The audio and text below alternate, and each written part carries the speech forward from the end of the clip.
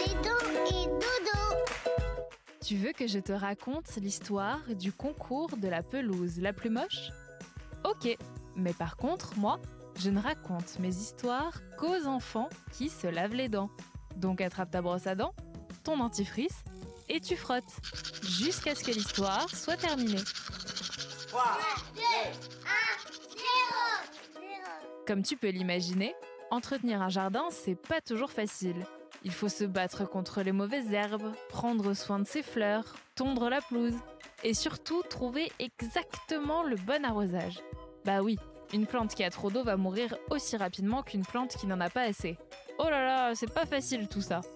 Mais certaines personnes sont passionnées de jardinage et ces difficultés ne les effraient pas du tout. Ce n'est pas une araignée ou une limace ou même une chenille qui va les arrêter. Non, non, non, loin de là. Qu'est-ce qu'ils sont courageux. Tout cet investissement personnel et ce courage sont là pour un but bien précis. Avoir le plus beau jardin possible. C'est une vraie fierté dans le voisinage d'avoir le plus beau jardin du coin. Mais tu sais qu'il existe un concours pour les gens qui ont la pelouse la plus moche ? Quelle drôle d'idée! Tu veux savoir pourquoi ? Je te raconte ça dans un instant. Mais avant, j'ai une question pour toi.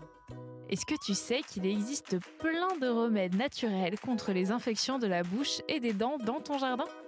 Par exemple, si tu as un aphte dans la bouche, ton meilleur ami sera l'huile essentielle de laurier.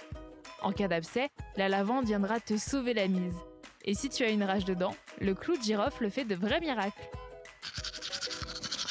Pour en revenir à notre histoire, il existe un concours qui récompense les pelouses les plus moches. Ça se passe sur une île en Suède et ce sont les autorités qui l'ont mis en place. À cause du réchauffement climatique, l'île risque de trop puiser dans ses réserves d'eau et de ne plus en avoir assez pour les usages essentiels. Donc, pour que les économies d'eau soient rigolotes, les habitants sont appelés à ne plus arroser leur pelouse pour avoir une chance de remporter le concours. Pour remporter le premier prix, il faut que le jardin soit le plus laid possible, avec plus de terre que d'herbe et si possible avec de la boue. Et pas un brin d'herbe verte ne doit être aperçu. Et c'est exactement à ça que ressemblait la pelouse du grand gagnant. Les juges lui ont même dit « c'est très laid, c'est parfait ». Et pour récompenser cet exploit de laideur, il a reçu des conseils de la part d'une botaniste pour savoir quoi planter en cas de sécheresse. Bon, montre-moi un peu tes dents. Fais A, fais I. C'est pas mal tout ça. Bien blanche comme il faut. Tant pis pour vous les caries. Allez maintenant, au lit.